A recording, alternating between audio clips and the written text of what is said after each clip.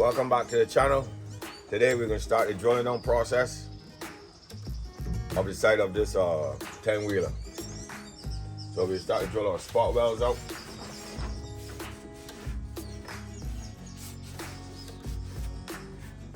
So we can take this side off so we can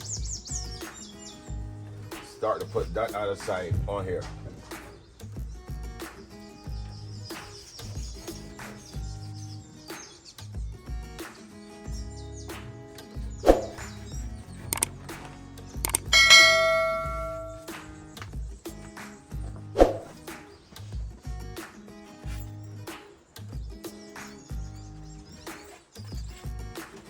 So guys, we start with a 1/8 bit. I like to use a 1/8 bit right here.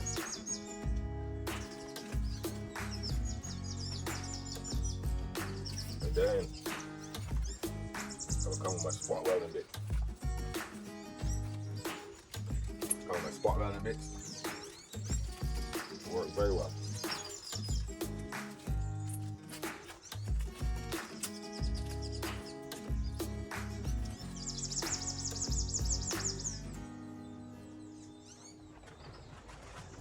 .0 spot welding bit.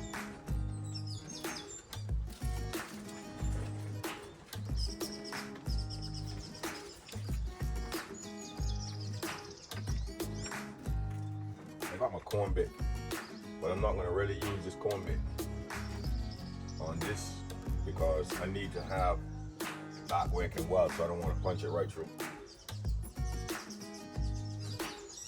So we'll actually remove this.